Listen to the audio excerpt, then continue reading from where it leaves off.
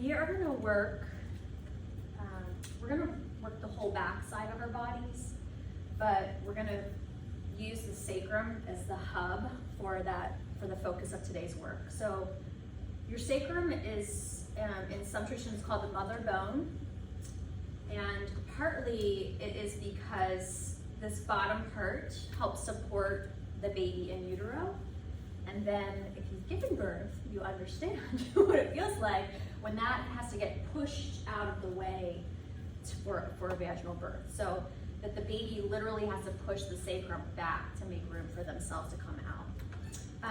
I didn't think of the sacrum until I was thinking of another theme I was working with earlier in the week for Mother's Day. So I was talking about mother as our first boundary, as our, I think boundary is the right word. I was about to say barrier, and that can feel like that sometimes. But the mother's body is our very first safe boundary. So our mother's body gives us a safe container to grow and develop.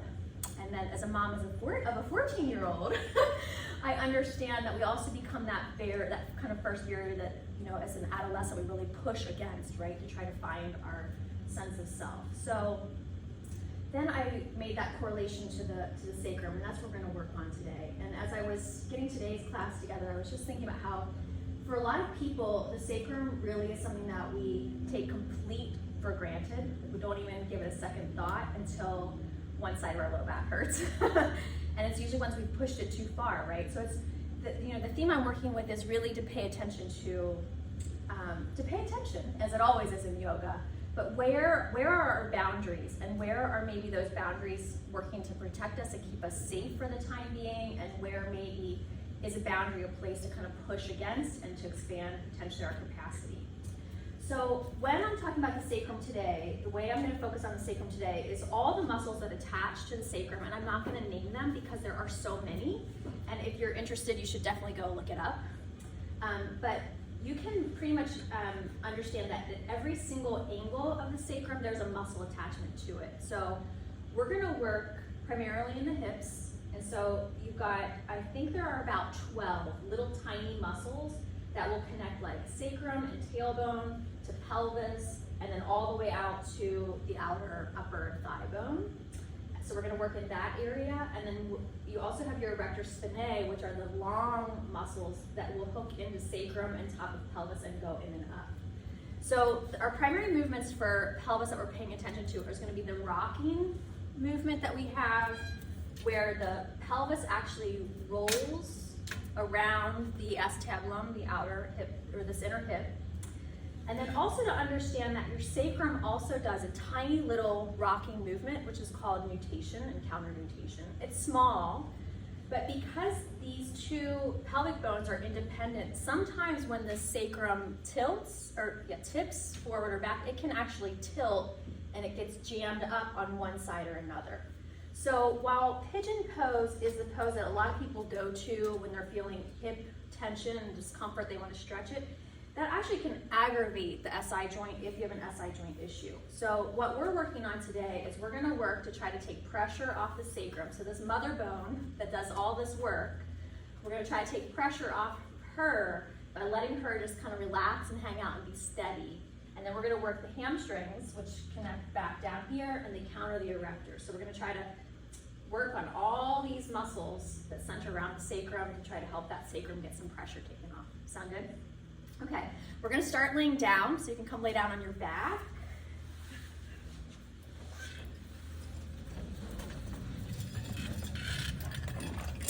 And just take a few moments to get comfortable and to give yourself a moment to settle in. And this is around Mother's Day, so if you're watching on demand, we're working around Mother's Day. So maybe you want to make a personal correlation to mothering on this day that we're going to be working to take care of our sacrum, our mother bone. That bone that is the keystone for the spine. It offers support for the spine. And it also helps us transition movement from one leg to the other and helps coordinate movement across the body. So you can think about when you're walking, your right foot will step forward and the left arm will swing forward so that you can maintain your balance. So that kind of the sacrum is kind of the center of everything. I would like for you to move in a way that helps you feel your sacrum. So I'm going to suggest that you bring your knees into your chest and maybe tuck into a little ball and rock a little bit side to side. But if there's another position that helps you feel your sacrum better, you can do that.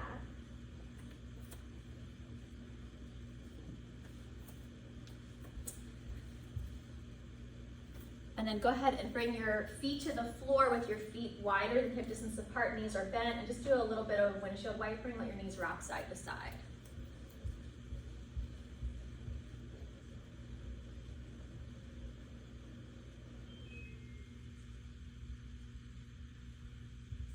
And then we'll rest in constructive rest position for a moment or two. So your knees are still bent, but you're gonna bring the knees so that they knock knee together.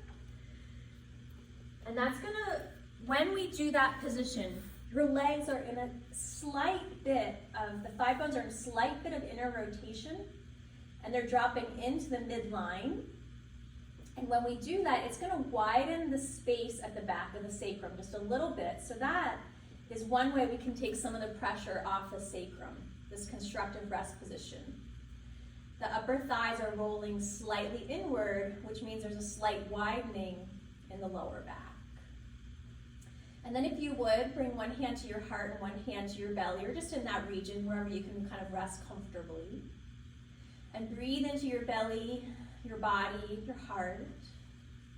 Allow yourself to have this time and let your mind begin to relax. And perhaps take a moment to contemplate that idea of mother as boundary. And rather than focusing it outward on our own mothers or our past history, to allow yourself to have a sense of integrating with your own inner mothering quality, your capacity to give yourself the love and care and the healthy boundaries that are best for you, sometimes holding yourself back and sometimes challenging yourself to grow stronger and pressing against those boundaries. We'll just take another quiet minute here to help each one of us set our own focus and theme for our practice today.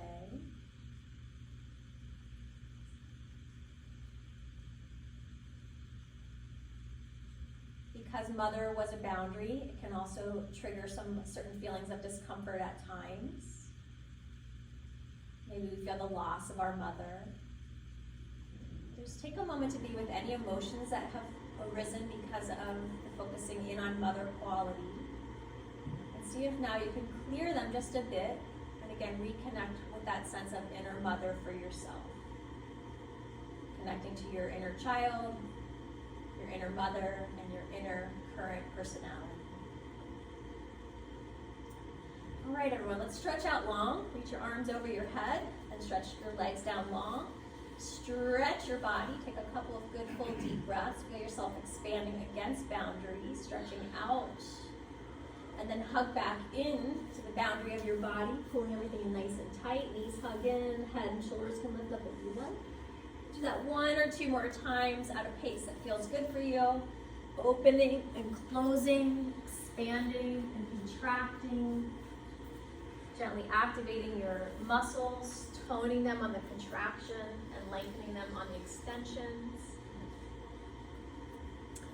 And then we're going to do a couple more rounds of windshield wipers, feet wide, knees rock side to side. And then let your legs drop to the right and feel that your right leg is in external rotation. Your right thigh bone is turning outward and your left leg is rotating inward. So in the back of the pelvis, there's going to be a shortening of your right side glute and a lengthening of your left side glute. So when our legs are asymmetrical like that, that's kind of what's happening in the back of the body. Let your legs drop to the left and just have a sense now of the correlation of the placement of your bones and what it does to your muscles. So your left leg is rotating outward and the glute on the left side shortens because of that. And then your right leg is rotating inward, and that's going to lengthen your glute. And a little bit of your piriformis too. We hear that muscle as well. So that's going to lengthen that back side of your butt. Let your knees rock back over to the right.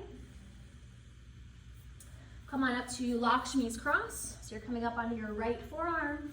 Your right elbow is lined up with your right hip. And just take a nice big left side body stretch, your left arm reaching up overhead. Find your breath. And then come upright on both hands and twist just a little bit to your right, twisting through your waist, turn your head as much as it feels good. Good morning belly squeeze. Good. And then release down, windshield wiper a couple times side to side, and then settle into your left side. Legs drop to the left, coming up onto your left forearm, right arm reaching overhead. Take the time in the side body stretch. Feel the front of your left groin, the front of your right groin lengthening in this posture, and your whole right side body stretching long. And then come up onto your hands and turn and look over your left shoulder. Connect into the rhythm of your breath. Good, and then we're gonna come up onto hands and knees facing the front of the room. And just take a few rounds of cat-cow in your usual way, feeling into your body and coordinating breath and movement and thought. So our movement becomes both mindful and meditative.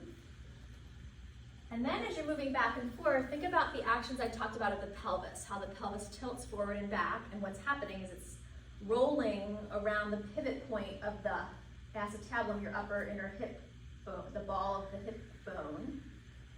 And then see if you can have a sense of your sacrum tilting forward and back between those are called the ilium, the back of your pelvic bones. So really have a sense of, not so much of the movement up to your middle, back, and neck. We worked a lot on that last week.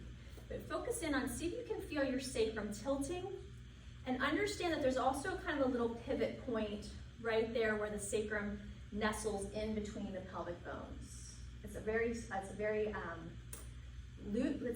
it's a stable joint because it's wedged in there, but there's not a lot of bony structure like a puzzle piece. The puzzle pieces are kind of smooth on the edges.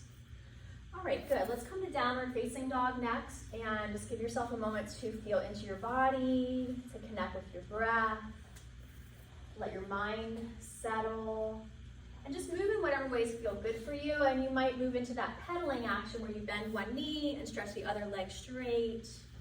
Let your hips rock, and now you might feel that little side-to-side sacrum movement. Good, everyone. Let's walk our feet to our hands and come all the way up, standing tall. Reach your arms up overhead. Feel your ability to expand and extend yourself. And then exhale, let your hands rest together in front of your heart. Let your thumbs rest against your sternum. Close your eyes, and again, feel into your body.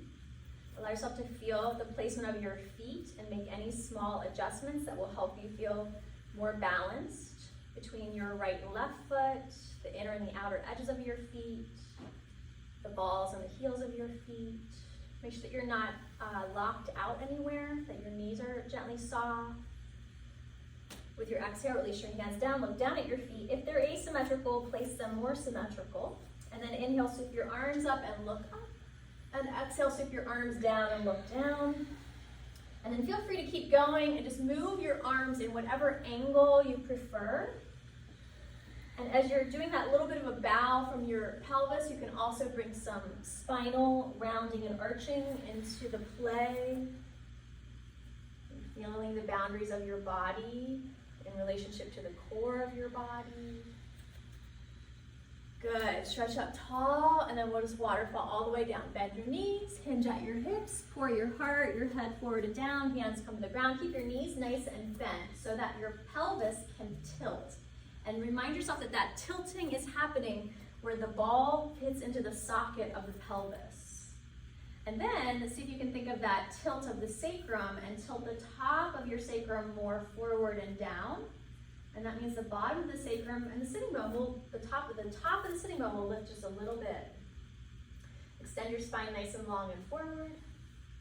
And then head on back, downward facing dog.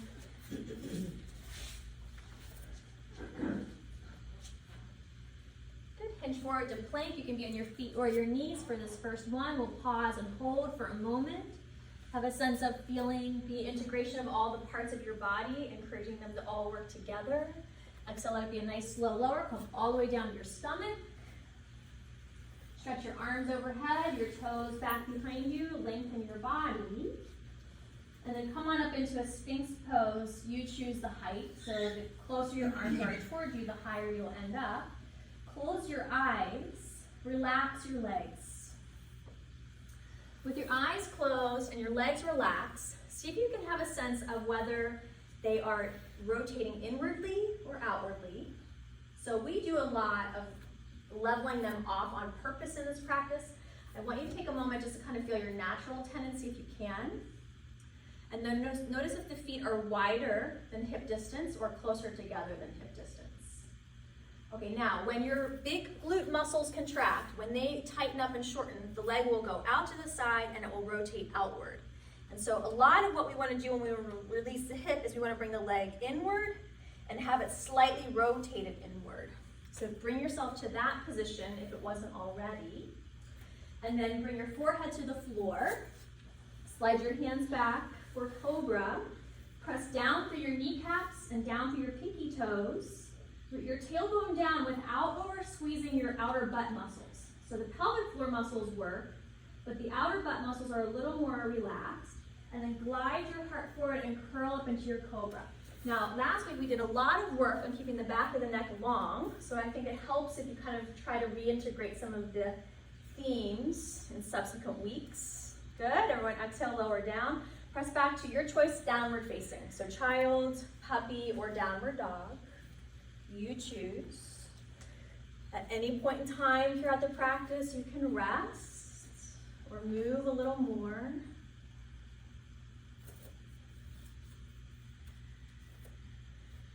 Good. With your exhale, walk or hop your feet to your hands.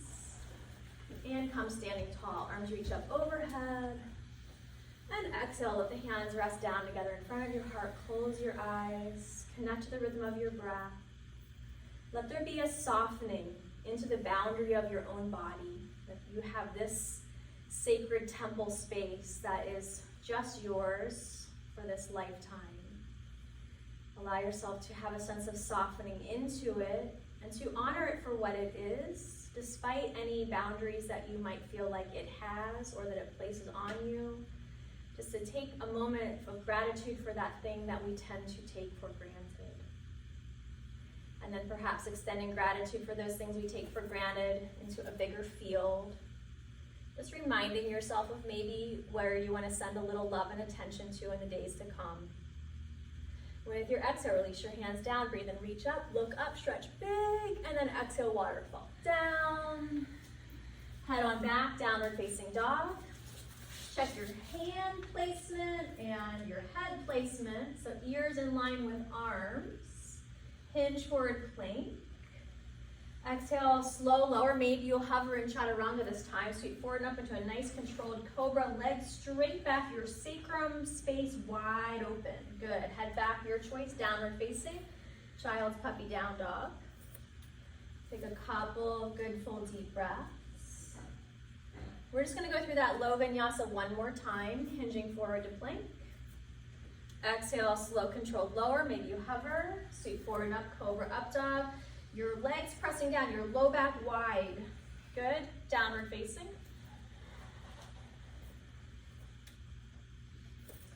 And then we're going to come to hands and knees. All right, on hands and knees, make sure your hands are placed right underneath your outer shoulders so your arm bones are straight up and down, fingers spreading nice and wide. Do tuck your toes under for this one. Stretch your right leg straight back, and with your toes tucked under, press back for your heel. Take advantage of this time to really stretch your right calf and Achilles. Shift your weight to your right hand. Bring your left hand to your sacrum, and try to level off the back of your pelvis where your sacrum feels like it's sitting flat. Hug your low belly in and up so that your lower back's not collapsed down to the floor. You want to offer support for the sacrum. So you're using the belly muscles for strength, so your sacrum can relax today. And then try to lift your right leg up and back behind you. Notice if your right butt cheek starts to squeeze. And if it does, roll the right knee inward a little bit more. And think about lifting from your right leg inner thigh instead of from the outer hip. Great. And then reach your left arm forward in front of you. Stretch your body nice and long and just go for a really big, sweet stretch. Bring both hands and feet back to the floor. Cross your right foot behind you. Press your right hip to the right, and you can swing your torso and your head to the left if you like. And take advantage of this time to stretch the outer right side waist and outer right side hip. And then we're going to swing the right leg all the way out to the right. And then walk your hands as far as it's comfortable to do so to your left. And as long as you can, have your left hand lined up with your left knee. And then reach your right arm to the sky and twist to open stargazer pose. Take a good full deep breath there. Yeah, and if it would feel good for you, you can stretch your right arm alongside your ear too. We're not going to do a lot of focus on chest and shoulders today, so this is an opportunity to really extend through that right arm in whatever angle feels best for you. Good. And then come on back to the middle, and we'll take the second side. So you're coming back to all fours. Both sets of toes are tucked under, left leg slides back. Press back through your left heel. Squeeze your knee and really take advantage of this time to stretch the back of the left lower leg. Shift your weight to your left hand and bring your right hand to the back of your sacrum. Use your hand to viscerally feel what's happening for the sacrum. So the sacrum can get locked in positions and it just kind of keeps on going. And so it's a good place to assess what's that balance actually like from the outside in.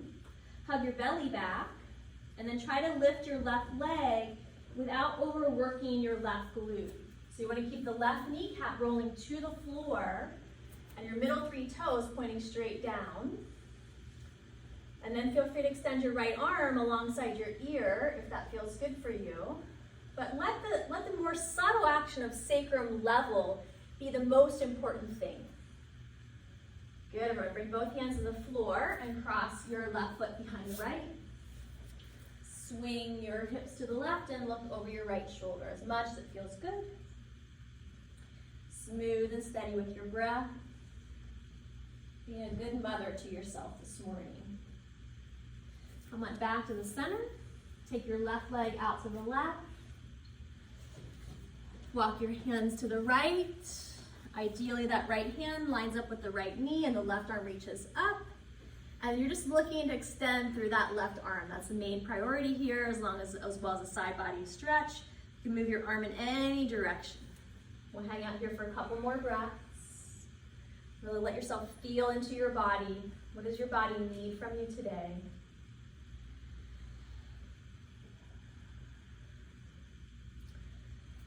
Good. Let's circle back, downward facing dog, and take your choice. So you can stay in downward dog, you can rest in child's pose, or you can flow through your vinyasa if you prefer.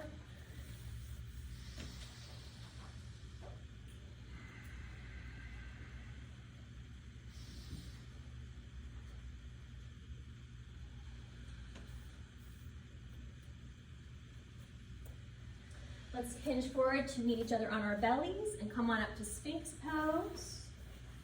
So this is a really good position to notice your habit and pattern. So really, if you have tight glutes, your legs are just gonna kind of want to slide out and turn out. So it's a time to check in, and maybe if you know you have tight glutes, you give them like a little extra inner rotation. We're gonna work on our hands and wrists here, so we're flipping those palms over. Try to press the thumb side of your hand down and stretch, really try to broaden the hand span. Does that have a name, hand span? the distance between your pinky and your thumb. Good, and then roll it in tight, make a tight fist. First set of knuckles, second set of knuckles, and then try to pull your hand towards you while you keep your forearms down. Find your breath. This is one of the hardest ones for me. And then roll it out. Roll out your wrists, wiggle your fingers. Good. Slide your hands back. If you'd like to, take a cobra or upward dog and then head back to child's pose for a moment. So you can decide how much back bending you want to do today as well.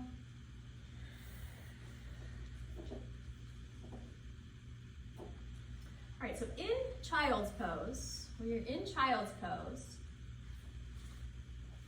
everybody's pelvis is going to have a different capacity for tilt depending how deep the acetabulum hooks into the ilium depending on where that placement of that joint is, how thick those bones are. There's all kinds of things that will decide how easy or difficult it is for you to tilt your pelvis. And then it's going to be the same thing for the lower back, for your sacrum. So just have a sense of how easy it is for you to fold at your hip and belly joint. And then what does it feel like in your sacrum?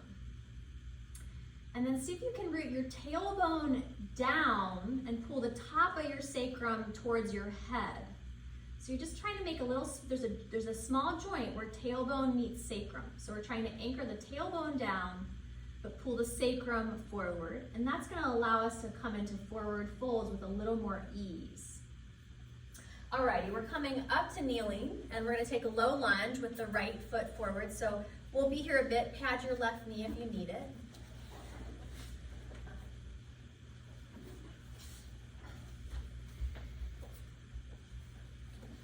Right, Annie, switch your legs. All right, now this position really quickly highlights how much the sacrum gets shifted. So when we're in a kneeling walking position, the right hip will likely be higher and further forward, and there might be some tilt action happening. So try to pull your right hip back and down, and try to get the top of the ilium to really level off, and then for them to be even from front to back. Then try to anchor your tailbone down with your pelvic floor toe and your Mula Bandha, and use your Uddiyana Bandha to lift the sacrum up. So tailbone is down, sacrum is up. Make sure you're breathing, and start to hinge forward where you're trying to keep your hips level and square. So it doesn't matter how far forward we get. For example, I can go way far forward, but then I have this torque happening in the pelvis. So how far forward can you go where there's a pretty even amount of space on each side of the sacrum? Reach your arms up. You can just stay here. If you'd like to, you can put your hands behind your head and maybe curl back a little bit deeper. Now here, pay attention to where the top of your sacrum meets the bottom of the lumbar spine, and try to keep that long too. Good, everyone, release back and just change sides. Left foot stepping forward, right knee's back and down. Square your pelvis. Try to square your pelvis. It's tricky for a lot of us. Once we get those hips squared, probably your pelvis is tilted forward, so I'm gonna hug it back just a little bit. Belly hugs back. Hinge forward. Find your breath. So this does take a lot of focus. There's a hard boundary there. Try to relax a little bit into the boundary that you're creating for yourself. And then reach your arms up. And you can bring hands behind the head and curl back if you like it. Feel the way that you tend to push yourself or to hold yourself back. And let yourself be in a space of exploration of that pushing and holding back. Good, everyone looks great. Release, head back, downward dog, take your choice, down dog, child's, vinyasa, or other.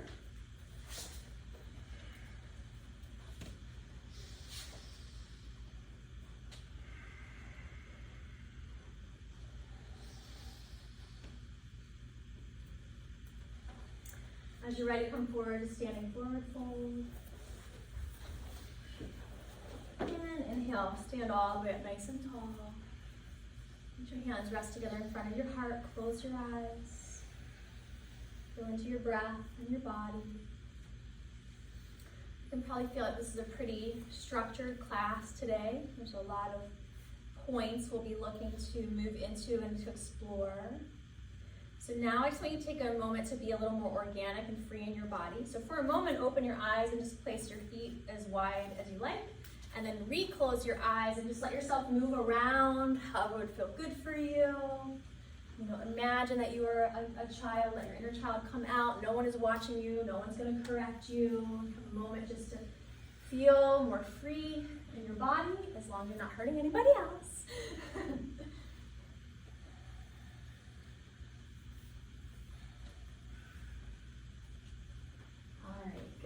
On back to your squared off Tadasana stance, feet right underneath your hips. Breathe and reach up tall. Exhale, waterfall down. Head back, downward facing dog. All right, with squared off hips, take your right leg behind you. And I chose not to say the word up first because very often we take the leg up first, we move from the outer hip. I want you to feel like your right side butt cheek is really wide, that's it, and level with the left. Dan, you overcompensated. You can lift yours a little higher. So you're trying to keep the hips squared off. You have the boundary in the pelvis, but then activate your right leg inner thigh and see if the right leg inner thigh can guide that leg maybe just a little higher. Good, everyone. Step your right foot forward to your high lunge. Walk your back foot in a little bit. We're coming to our challenging stag lunge. So we're bending both knees deep. With both knees deep, bring your hands to your hips if your balance allows. Try to square off your hips. You're trying to get the hips square and not overly tilted forward. Arms can come out to the sides at any time for balance. Inhale, maybe sweep your arms up overhead. Maybe bring your hands behind your head. Maybe curl back a little bit. Here's the maybe. Maybe start to stretch your back leg straight, but see if you can do it in a way where your right hip does not turn outward at all. And that way you're gonna get a very deep psoas stretch without putting pressure on the side of your sacrum. Maybe arms reach up overhead. Remember, arms can always go out to the sides and we can look down if balance gets tricky. Bring your hands to the floor. Revolve lunge. Walk your back foot a little further back. Keep your left hand on the ground, right hand to right hip. Press your right hip back. Stretch your spine long. Twist through your waist. Maybe reach your right arm to the sky. Now notice what's happening to your left leg. Is your left leg excessively rotating inward or dropping down? So I'm going to try to keep the right thigh lifting up in this version. Good job. Head back. Down dog, take your choice. Down dog, child's vinyasa or other. So just remind you, you can do anything of choice in these transitional times. I like to move between more guided and then more free moments in the practice. Okay, side two, downward dog. So we're taking a little bit of time with this one. We're not rushing through this. Extend your left leg straight behind you. Start to work it up, but only to the degree that you can do that, keeping the hips leveled off. Martin, you have a little extra inner rotation on that one. One way to watch is to look under your body and look at your middle three toes and your kneecap. And we're trying to get the middle three toes and the kneecap to point straight down. Great, everyone step forward, high lunge. Walk your back foot in a little bit more. Bend both knees deep. Hands to your front thigh can help that transition, bringing your torso upright. Hands to hips, square your pelvis.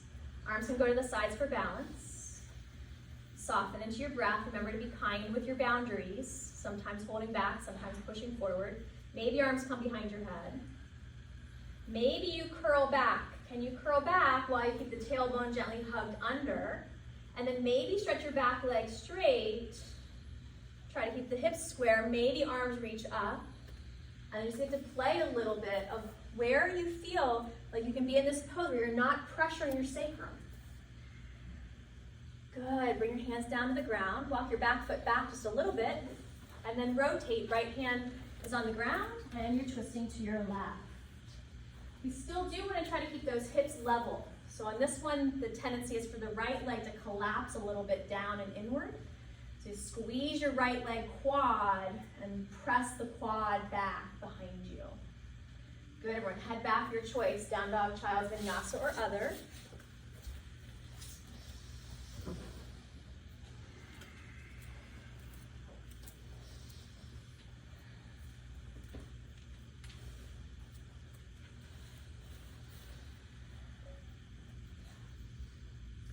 At the end of your next exhalation, find your way to your standing forward fold.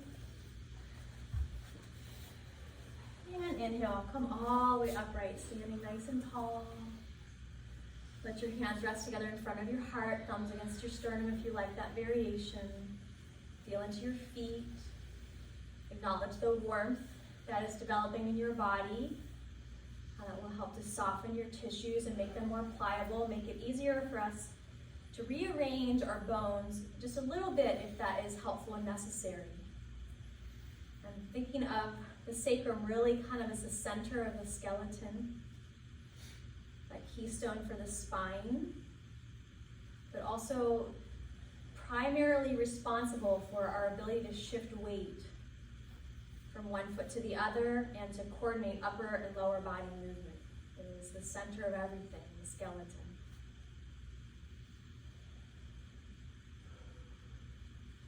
With your exhale, let your eyes gently open. Let's take Utkatasana with a close leg stance, so big toes touching, spread out your toes. Bend your knees and watch the knees as they track over your ankles. Try to keep them nice and even over each other. When you're still leaning forward a little bit, that's a good time to use your bandhas, tailbone down, low belly in and up, and then try to bring your torso more upright without excessively arching your lower back. Reach your arms up overhead. Find your breath here. As much as you can, stretch straighter through your elbows. Good. All right, stand tall, swan dive forward fold. Bend your knees when you feel your back starting to round. Head on back, downward facing dog. Make sure your weight's nice and even between your two hands, and with your inhale, sweep your right leg up and back behind you. This time, do let your hip open up. So now we're gonna tone our glute. And as we tone the glute, it turns the knee outward. A strong glute is responsible and helpful for making sure that your knee tracks well over your ankle when you're walking. So it's not bad that we turn the leg outward. Step your right foot forward, replace your right hand, and spiral up to warrior two.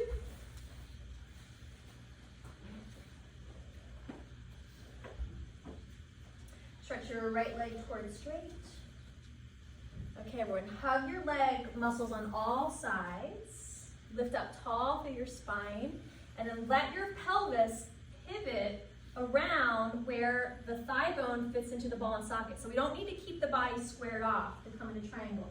Let yourself lean to your right, and let your pelvis tilt forward initially. Your hand can rest on your right shin.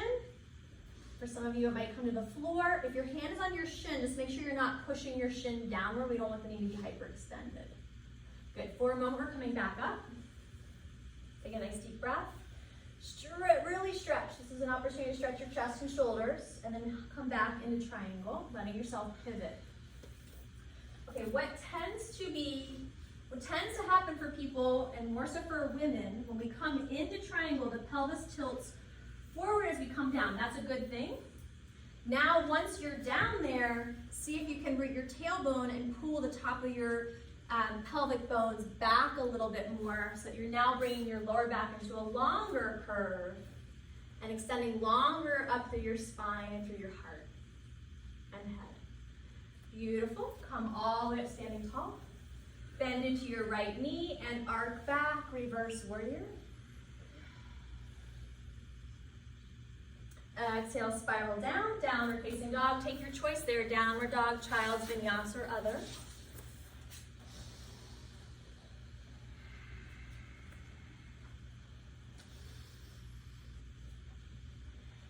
Okay, side two, stretching your left leg up and back behind you. And this time you are working to purposely turn your leg outward. Turning the leg outward. You can move through variations of movement here. I realize I didn't say it on the first side, but if you want to on this side, feel free. But I do want you to focus on the way that the leg is turning outward, and it's because your glute muscle is squeezing when you do that. Alrighty, step forward, high lunge. Spiral up, warrior two. Stretch both legs straight. Inhale, lift up through your spine and out through your arms. And as you come into triangle, notice the way that your pelvis is tilting. And allow it to tilt as you come down into your triangle.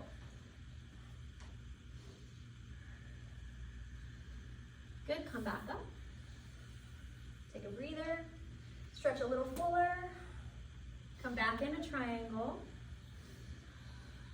Okay, now notice if your pelvis is tilted forward, and see if you can tuck it under just a little bit more once you're down there. That will allow you to move into triangle without grinding the ball and socket joint. If we come in and we don't let the pelvis move on that way down, we can kind of damage the inside of that ball and socket. Good, come on up. Bend your front knee forward and arc back. Reverse warrior. Good. Spiral down and find your way to your choice. Down dog, child's vinyasa, or other. I want to give us about 2 minutes here. So 2 minutes is kind of long in this practice. You can rest If there's any pose that you're craving at this point in time, I want you to also feel free to take that as well. Just giving yourself a moment to be able to listen more deeply and fully into your inner space. To practice listening and being responsive and really giving yourself what you need.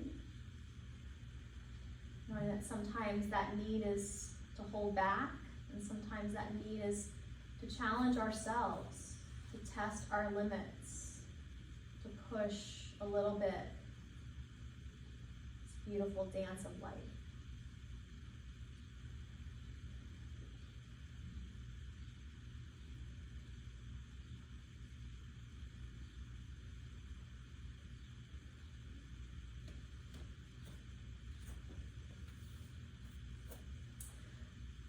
Let's find our way to our bellies, and we're just going to get a nice quad stretch here, crossing your right arm in front of you. Take a pause, close your eyes, and feel what your legs have done, where they've settled, because wherever they've settled is kind of going to be one of your physiological patterns.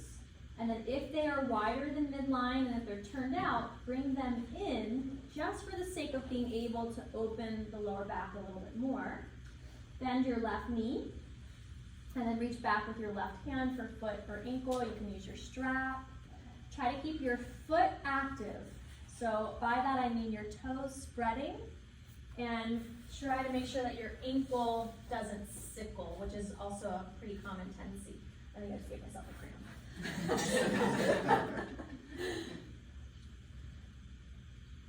Nice, good, full deep breath there. Okay, good. Release and switch sides. And as you're working through that, I just want to point out that one of the things that can happen is back bend. So your glutes hook into this ridge along the sacrum, and they wrap around and they hook in to your IT band as well as a little bit onto the thigh bone. So when we do back bends, they have a tendency to over contract, and they can jam up the sacrum.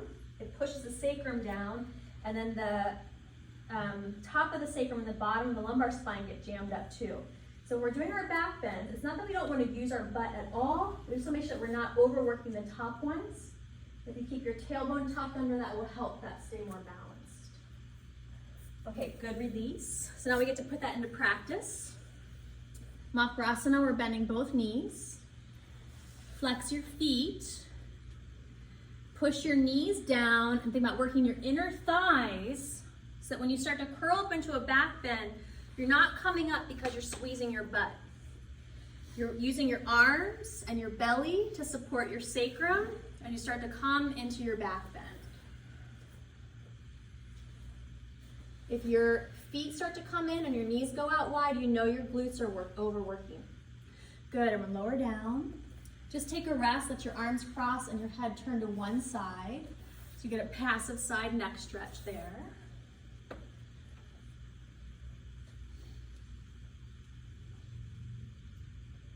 And then we're going to either repeat Makarasana, or you can reach back for your ankles for bow pose.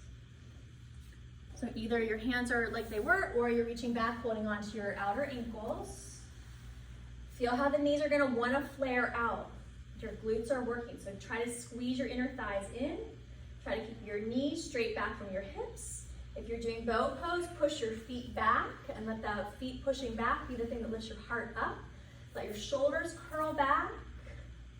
Good, very nice. Exhale, slow lower and rest. Cross your arms, let your head rest to the other side. Take a couple of good full deep breaths there.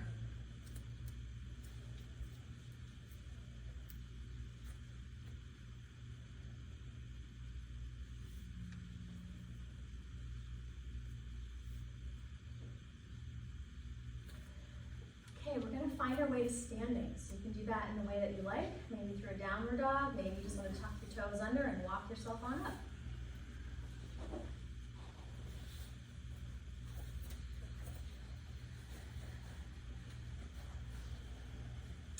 When you get up on your feet, take a moment to stretch up tall, bend through your boundaries, and then exhale, relax back into them. Let your hands rest together in front of your heart, your eyes to close. Let your breath soften and settle. Take a moment to be just as you are. No need to correct or change a thing in the moment. A blessed pause. And with your exhale, release your hands down. Okay. Forward fold. So now we've done a lot of work through the hips. Now we're working into these erector spinae muscles, the muscles that go all the way up the back side of the spine. They obviously will stretch when we round, but one of the problems with rounding is that when we round, the sacrum will tilt back and it can compress the inside of the vertebrae. So the vertebrae inside your body get overcompressed and it compress the nerves that run through. So whenever we're doing our forward folds, we do want a little stretch here, but we want to make sure that we're bending from the hip and that we're not overly rounding the lower back. Okay, so one way, my favorite pose for the sacrum is this Botanasana or pyramid pose. So right foot is forward and left foot is back. Think about your sacrum. You could even put your hands back there like that triangle shape that I'm doing right now. And you really want to imagine that your hip bones are both moving away from it, that it's not getting compressed on one side and opened up on the other side. So square off your hips so your sacrum can rest, and then start to lean, and as you fold, pull your sacrum with you. Don't let your sacrum tuck back. So you're pulling the sacrum up and forward. You're pivoting from your pelvis around the thigh bones. Annie, I have my right hand on your right hip and I'm pulling your right hip. Good, full deep breaths. Now do let yourself bring your hands to your front shin, let your head relax down, and let yourself start to round. Let go of the strong boundary, but be aware that sometimes if we let go of those strong boundaries, there actually are places we can get hurt and injured, that those boundaries that we place on ourselves sometimes are essential and necessary. So what is the boundary like for you to help you stay feeling really good in your body? All right, warrior 3 from here. Bend your front knee, walk your hands out in front of you, and float your back foot up and back behind you. So we're gonna try, well, there's the option to move to another variation of this pose. You're gonna keep your standing knee either bent or straight, and you're looking to get those hips really nice and squared off. Now, maybe we can turn this into revolved half moon. The left hand is on the floor. The right hand goes to your right hip and you press your right thigh bone back and then begin to turn towards your right. If your hips aren't square, it's gonna be really hard to hold your balance. You gotta really work to keep the hips squared off, extending back through your left leg. Twist through your waist, draw the right shoulder back, and maybe reach up a little higher through the right arm. Okay, everyone's looking great. Bring your hands and feet both to the floor. Just take a pause in standing forward fold. Let your mind and your heart relax, your breath deepen. Good, inhale, stand upright, arms reach up overhead. And let's take the other side. Left foot forward and right foot back. And for part 1, we're being very strict with ourselves, squaring off the hips. You can put your hands back there on your sacrum if that helps you. And then you want to think about lifting the sacrum up as you start to fold forward. So remember that you have 2 individual pelvic bones that meet at the front of the pelvis. Otherwise, they're separate. So each one of them has kind of their own muscle attachments and their own mind, if you will, and they pull on the sacrum. So you're trying to square off your hips so that their impact is minimal on the sacrum. Now let yourself come more into your forward fold, and as you're folding more forward, you are moving into a rounded position. But think about trying to pull your sacrum with you rather than letting the top of the sacrum tilt back. Stay connected to the rhythm of your breath. Good. We're coming to warrior 3. Your hands walk out in front of you. Taking a little bit of time here to really focus on getting those hips squared off. So The standing knee can stay bent and the hands can stay on the floor to help you do that. But the work is more internal and less of a demonstration of an external pose. Finding the actions where everything's nice and balanced. And then you have the possibility of rotating. Your right hand stays on the floor. Bring your left hand initially to your left hip and push it back. And then begin to rotate to the left side of the room. Twisting through your waist. Maybe extending the arm up and back behind you. Good, come on down. Rest in your standing forward fold. Knees can be bent or straight. Where can your spine relax? Where can you take the pressure off your sacrum? Inhale, lift up halfway. Do stretch your legs more straight. They don't have to be all the way straight, but do make an attempt to stretch them a little straighter. Think about squeezing your quads and lifting your kneecaps up.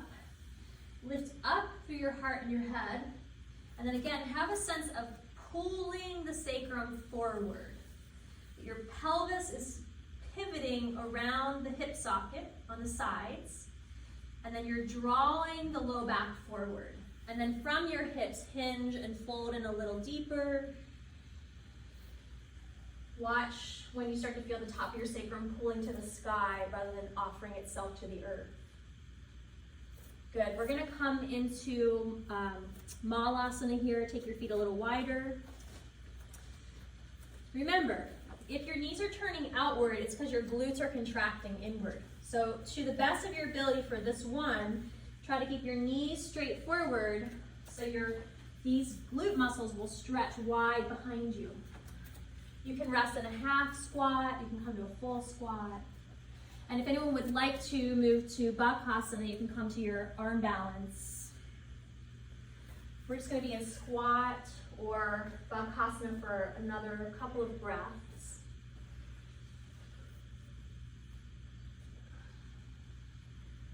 Good, and then let's come take a seat. And we're going to take a little pause in the action. We're just going to sit for a moment. So feel free to sit up on a little bit of height. If you're not working with a blanket, you can just roll the back edge of your mat forward and sit up on that.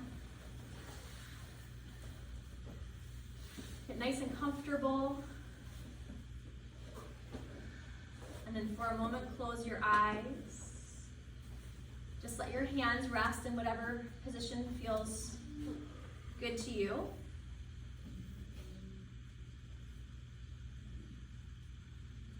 And we're just going to take a moment to be quiet.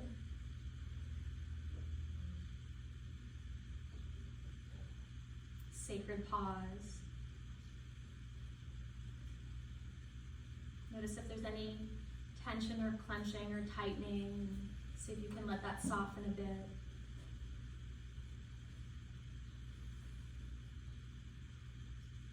And I want to acknowledge that it's very common for the two sides of the pelvic bones, the two individual pelvic bones, to be slightly differently shaped. Sometimes we're just born that way. Other times the bones thicken because of the way the muscles are pulling on them because of the tension that we place on our bodies through movement and activity. Take a moment to feel into your sitting bones and have a sense of whether your pelvis feels balanced from right to left or not. And then to acknowledge that it is highly likely that one side of your sacrum has a different type of strain than it does on the other side. And as you move through this series of sitting poses, we're going to try to balance the pelvic bones so the sacrum can sit in a more balanced way between them. All right, we're going to move to seated butterfly. So bring the soles of your feet together. It does not matter to me how far or close your feet are. Once you're set up, again, feel your pelvis and have a sense of what it feels like from right to left. It's hard for us to use our body to move the pelvis when we're sitting on it because of gravity and our body weight. So now take your hands and physically move your sitting bones if they feel like they need movement to become more balanced. So try to level off your seat. Notice whether your sacrum at the top, so right here, whether it tilts back when you sit, whether it sits up straight, or whether it leans in. We're gonna bring our hands behind our back, and first we're gonna tip it in. Push the top of your sacrum towards your belly button and let yourself come into a nice big arch. And then reach your arms up and try to level it off so that it's not tilting too far forward or back. And then pull these low back muscles up, your erector muscles. They are working to pull your rib cage and your skull up. Strengthen them, really reach. And then exhale, hinge and forward fold. And as you're folding, try to keep your pelvis level from right to left and think about pulling your sacrum forward. And then feel free to soften into a forward fold. You can let your head come down. Just want to make sure that you don't feel any strain. You want to feel gentle stretch, but not strain in our yoga practice. Deepen your breath.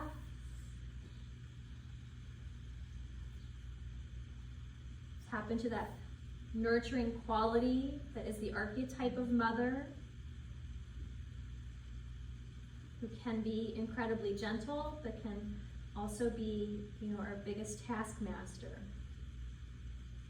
Finding a sense of balanced inner mother energy for yourself here.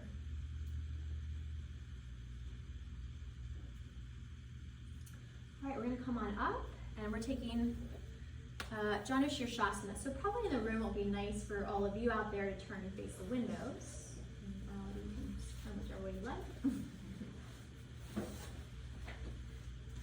You're gonna take the right leg out and have your left leg folded in. And then same process. Feel your sitting bones. Probably your weight is heavier on the right one right now. Use your hands to try to level off the sitting bones. So probably you need to lean a little to your left and use your right hand to pull the right sitting bone back and wide. Bring your hands behind you. Tilt the top of your sacrum inward first. Then reach your arms up overhead and try to level it off. So if you're tighter, you still have to kind of push it forward. But if you're hypermobile, you might have to tilt yours back a little bit. Take a nice deep breath and then exhale and hinge forward fold. I think it's nice just to think of the hands kind of like levers or kickstands. So you push the hands down into the ground and lift your shoulders up towards the ceiling. Lift your heart up, your head up. Yep, a lot of us are having to work strong through the back muscles.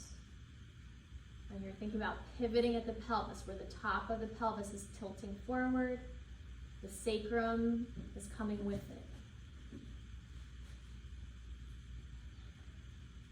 Good, everyone come on up. You're gonna lean to your right elbow to your right thigh, and stretch your left arm up and over. If you feel your top of your sacrum tilting back, you're gonna have to work a little bit to try to press it forward.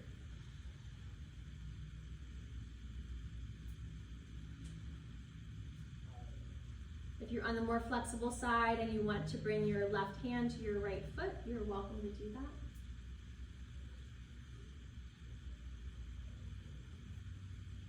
Good, everyone come on up. We're just gonna switch sides here. Your right leg is folding in, your left leg is extending out. First, using sensitivity and awareness and adjusting the two sides of the sitting bone so the sacrum sits level between them.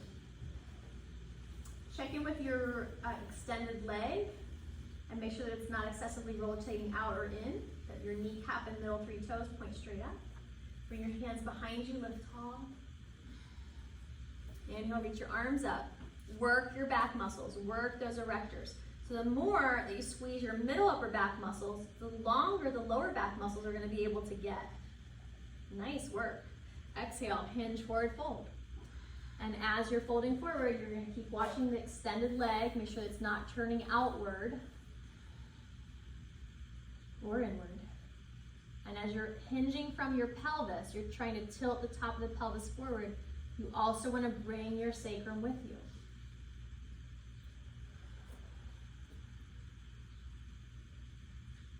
Let there be a sense of softening in the posture as well as the strength that's required to hold it.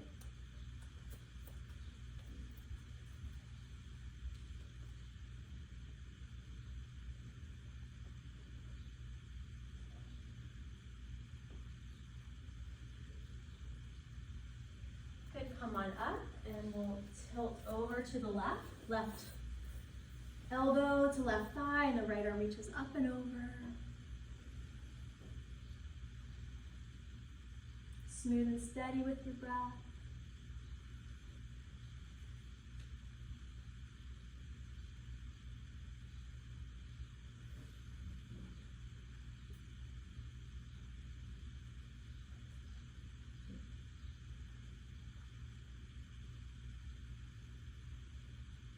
Good, and come on upright.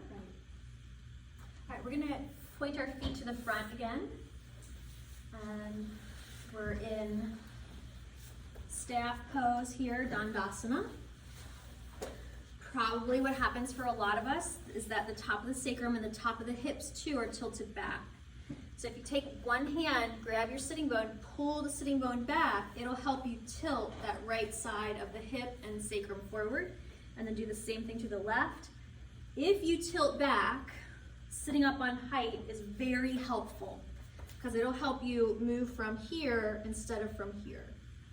Bring your hands to the sides of your hips and push down. Try to get your sacrum to lift in and up, and then reach your arms also up overhead. Think about extending energy out through your legs and up through your spine, through your heart, and through your head. Good, everyone. Bring your hands down. We're going to take Botanasana, reverse table. Your hands come behind you, your fingers pointing towards your hips. Knees bent for this first one. Bend your elbows a little bit, and that'll help you get your upper arm bones back, and then lift your hips up. We are going to do it again, so we'll just stay here with knees bent for this one and work really good form through the shoulders and neck. So think about your arm bone and shoulder blades hugging back. You can squeeze your butt on this exercise. It'll help you lift your hips and try to keep the back of your neck long. Good, lower down. We're taking one of them Utkatasana poses. So starting in Dandasana, move your sitting bones back again. Legs are straight, sitting bones back. Bend your right knee. Bring your right hand behind you. Lift your left arm up. So we're twisting. So when we twist, we don't want the spine compressed. We want the spine really long if we're twisting. And then you can turn to your right, and you can bring either the left hand or the left elbow outside your right knee. Try to keep your sacrum lifting in and up. Each vertebra stacking vertically rather than stacking leaning back. So the heart and the head press gently forward, and then feel free to turn your head as far over the right shoulder as it feels good for you. Good, release. Okay, you have three options. So I have friends with knee issues in this class. Okay, so you can just do this one where your knee stays straight up and you can loop a strap around your left foot. Number two is that your leg goes out like we had for Shavasana. And number three is that it goes all the way across. So this is going to stretch deep inside the hip socket, but it's pretty tough on the knee. All right, so you're choosing your leg position, again, either straight up, turned out, or crossed over. Hands behind us, sacrum in and up, spine nice and long. You want to come with us, Gaurav? And then reach your arms up overhead, and then fold forward. If you have knee crossed over, straight leg, you can just hold onto your knee. Otherwise, you can reach out and hold onto your foot. Connect to your breath. So this is a dual asymmetrical pose, getting a nice big left hamstring lengthener. And then something's happening inside your hip socket, which is going to be different depending on how far your knee is turned out or crossing the midline. Is this good to me? Just make sure the ankle stays straight. And it could be flexed or pointed, that really doesn't matter too much.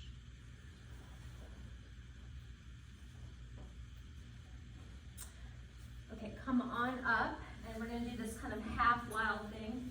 So your right knee goes to the floor, your right hand comes behind you, and then lift up and arc it open. Just take advantage of this time as a counter pose to all the forward folding that we're doing today.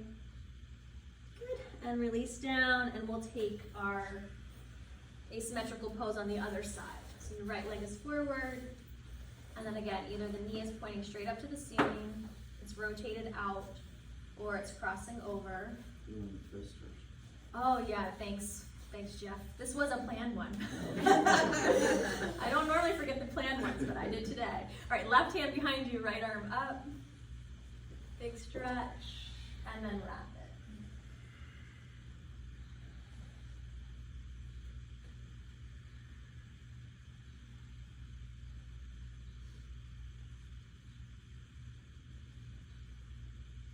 Think about being that good mom to yourself. Where is your alignment? Where might you put a little effort in so you're bringing more clear alignment? Where might you be overworking and you can soften up a little bit?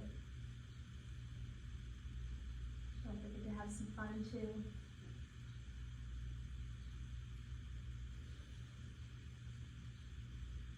Okay, good. Release. And now, your leg position of choice. Hands to your hips and lift up tall. And then arms up. And then your fold. And feel your sacrum. Try to bring it with you. Try not to let it pull back behind you. So a little extra belly tone and a little upper back squeeze will usually help you to be able to pull your sacrum gently forward.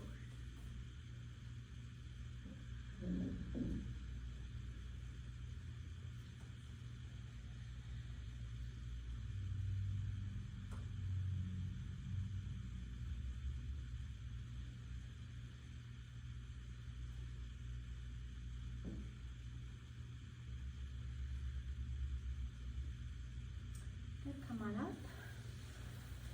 And a little mini wild thing. Left knee back. Open it up. Really stretch your chest and shoulder through your neck. Good, release.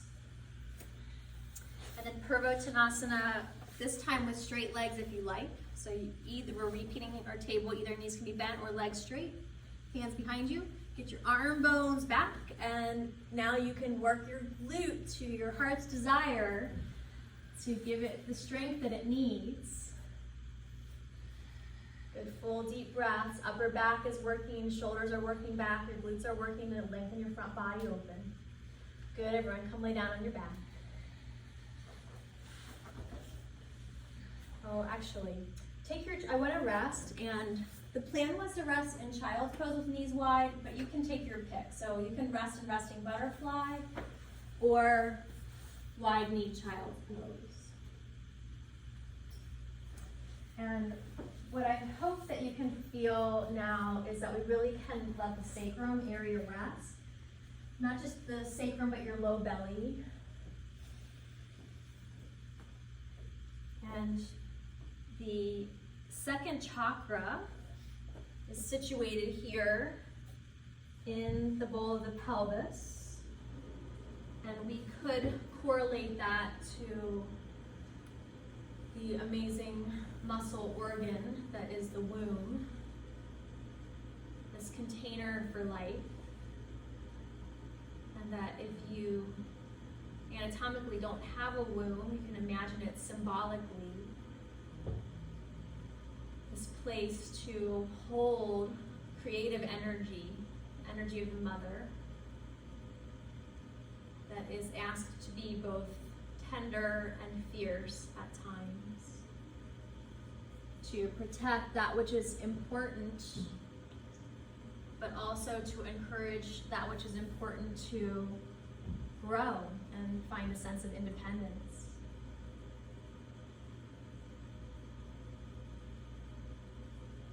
In my prenatal classes, I do this 2 hearts meditation. So obviously the women are pregnant and they do have a little baby's heart in their belly. And we imagine the belly heart and mother's heart on the inhale extending away from each other, giving each other a little space. And on the exhale to nestle back in towards each other. So you might just feel that spaciousness between your belly and your heart. You might contemplate for a moment on your own mother or your role as a mother. Or you might contemplate just on that energy that is the archetype of the mother. To hold life, to inspire life, to nurture life. To honor all the ways that each one of us in our own way has to mother ourselves and perhaps those also that we're in relationship with or the roles that we play in life. Just taking a moment of gratitude for this quality of mother.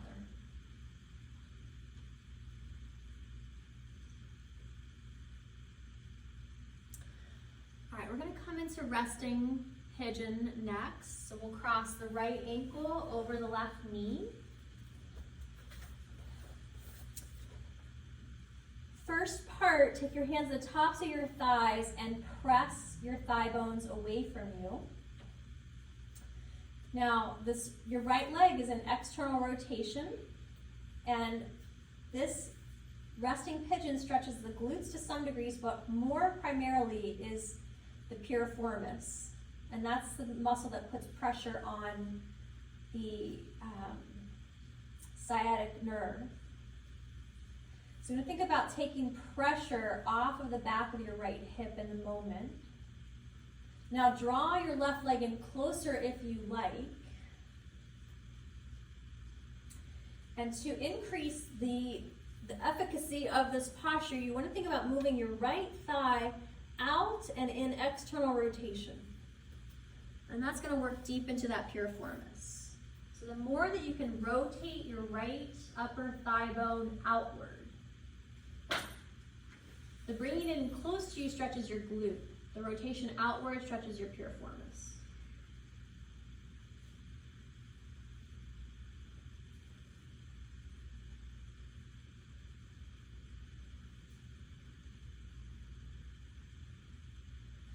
Good. Bring your right foot to the floor, or your left foot to the floor. Cross your right knee over the left knee, and drop yourself into a deeper twist.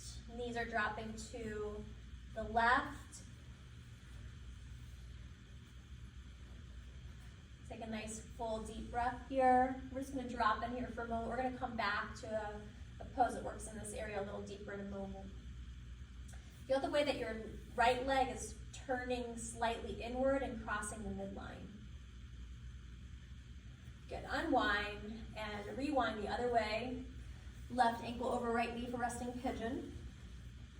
Start off with hands on thighs and press the thighs away from you. And focus on the external rotation of the left thigh bone.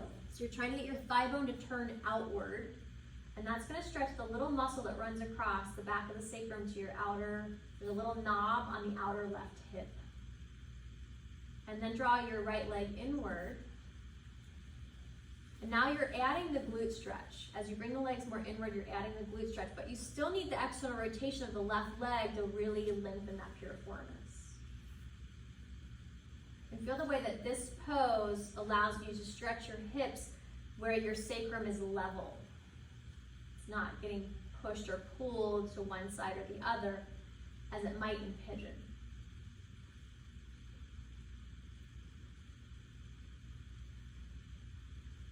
Good, and then bring the right foot to the floor, slide the left knee over the right, and take your legs to your right.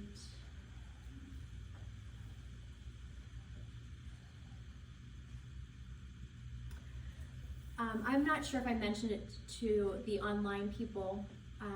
We're gonna use a strap for this next exercise, but if you don't have one handy, this pose that everybody's doing right now is a good alternative. So we're close to the end. If you don't feel like getting up, don't worry about it.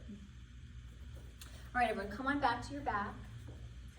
So now we're gonna get into the IT band. We're taking the right leg up to the sky and have a strap around your right foot. Stretch your left leg straight. It does not matter if your right knee, the leg that's up, is bent. It can be a little bent or all the way straight. The goal here is to keep your right hip on the ground. Put the strap in only your left hand and stretch your right arm out to the right. And now begin to think about turning your right leg inward in inner rotation. It's not going to have a lot, just a little bit, rolling in and across your midline, but no farther than where you can take the leg across the midline and keep your right hip fully grounded. And then if you need more stretch, then you pull the right leg up in the direction of your left ear. And you're gonna feel that anywhere along the rim of your sacrum, all the way to the outer hip of the IT band. So try to keep the right hip pressing down, right hip pressing down. This is leg movement, not pelvic movement. So you're keeping your pelvis totally stable, neutral, and challenging your ability to take the leg across the midline at the hip socket only. Nice. Okay, now drop into a full twist. Let your leg drop as far to the left as it feels good. Your hips are stacked. Stretch back through your right arm. Feel free to turn your head to look over your right shoulder. Take a good, full, deep breath there.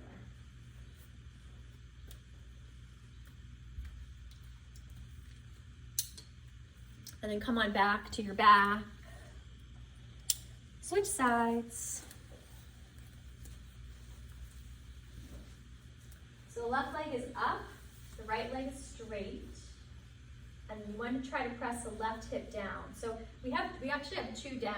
We have down to the floor, and then you also have down towards your right heel. So think about pushing your right hip away from your left hip away from your left armpit initially. Now start to work the leg across the midline, but you're only taking it as far as you can where you can keep those hips level. And then if you need more, you start to draw the left foot in the direction of your right ear. And the action is that you're working to get your left leg to go in a little inner rotation and slightly in towards and across the midline. Good, full deep breaths. This is an area that does not get stretched very often or very much, so really try to savor it.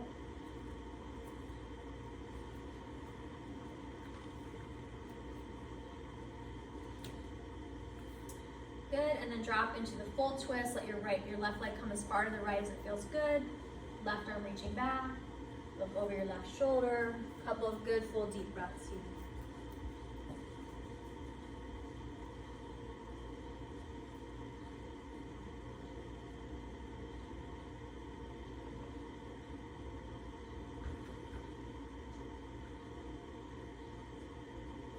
Bring both legs straight up to the ceiling.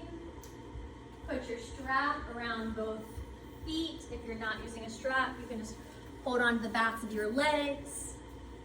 Think about where you fold. Think about the fact that you can fold at where the thigh bone meets the pelvic bone, the side of the hip socket. You can also round at the lower back. Try to keep your low back long and fold your legs maybe a little tighter, closer towards you without letting your lower back round. So you're going to get a really big hamstring stretch there. This is the end of the guided practice. If there's anything else that you would love to do, you can do it now. Take a few moments to feel into your body and then to get situated for your relaxation. There's some happy babies with knees bent and legs straight happening in the room, which is a nice counter.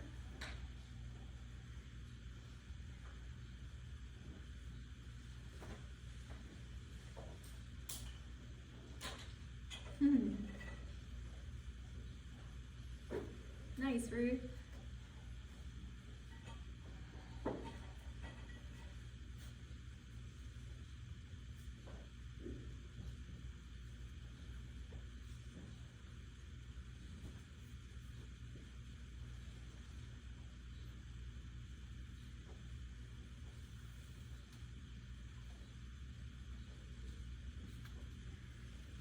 want to offer a little guidance for settling your sacrum before Shavasana. So you have your knees bent.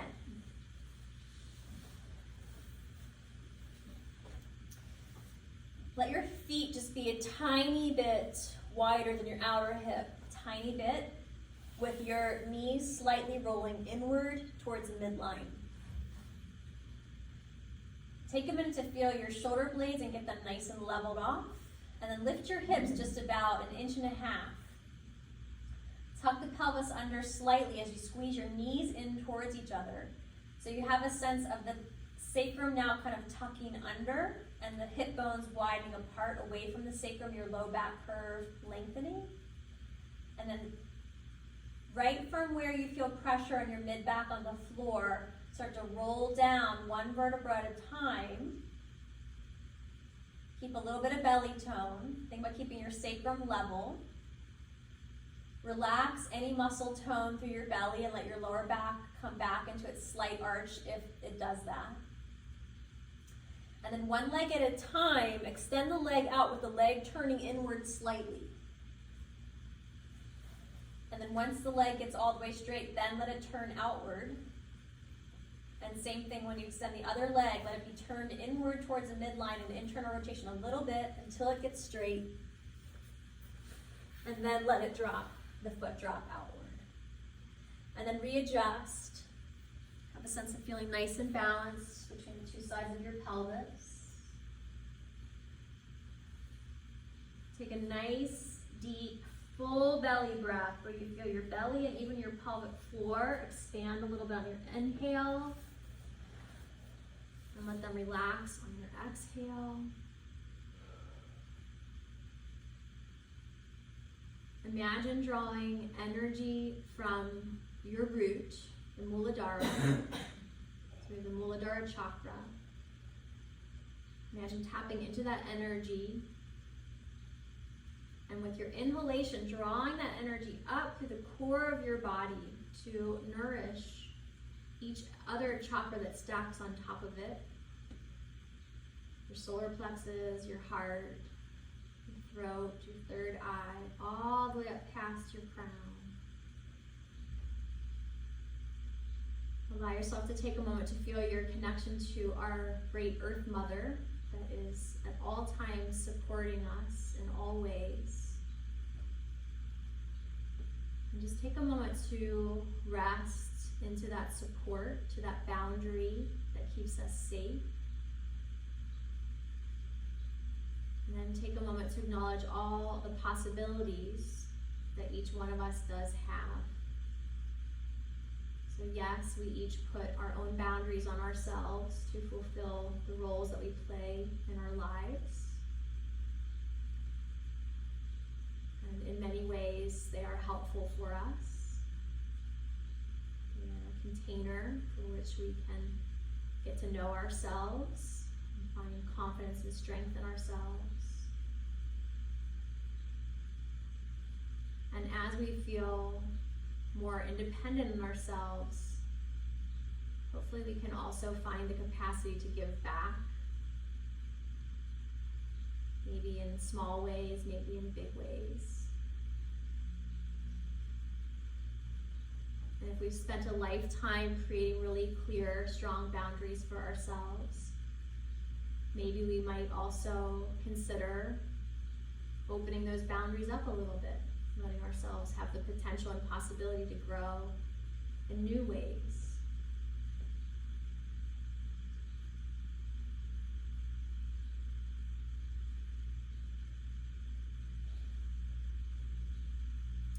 Take a moment to draw your awareness deep back into the boundary of your body. Feel your body on the earth. Let your body, your heart, your head rest. And we'll take a few quiet moments here to steep in the benefits of this physical practice that also creates a container for the deeper inner practices that we're each moving through in our own hearts and minds and souls.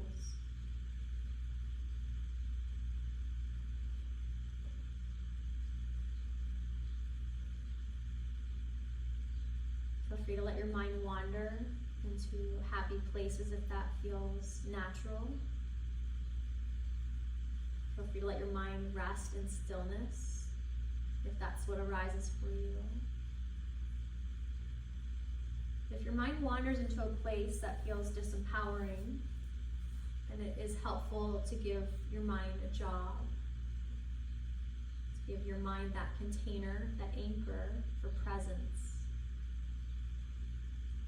And that might be to focus on the rhythm of the breath, the act of relaxation, or any other type of contemplation tool. Just take a moment to take what you need from these last few moments of Shavasana.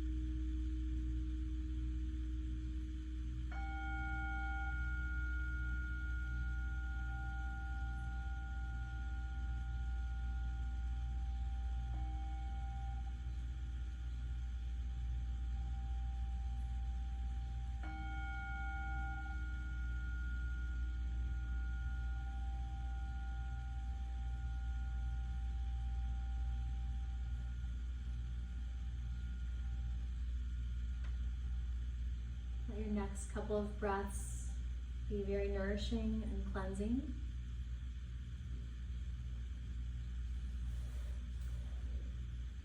And then stretch and move in whatever way feels best for you to do.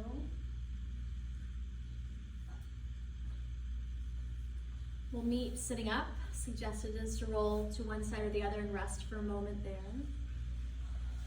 Take your time. When you do get upright, feel free to move your head, neck, shoulders. A good hug will be a good ending to this practice.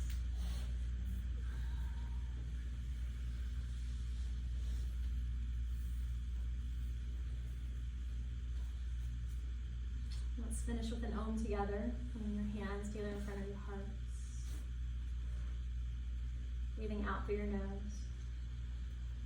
And in. Om.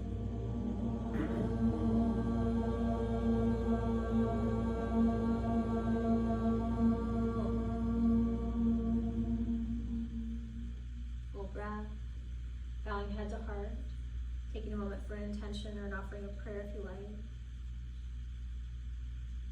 And with your exhale, your eyes gently open. We'll end our practice here. I suggest giving everyone a good smile, look around the room. For all of you out there, hope everyone has a really good day, good weekend. Happy Mother's Day to all the mamas and all the people that do mothering, but any gender. I will check in with all of you here in a moment. I'll unlock your mics. No wall, so I mean, you don't need the alcohol or anything unless, oh, actually you're strapped. You don't mind doing, again, that quick spritz on your mat. That would be great. Oops, sorry, I was open. Oh, you're fine.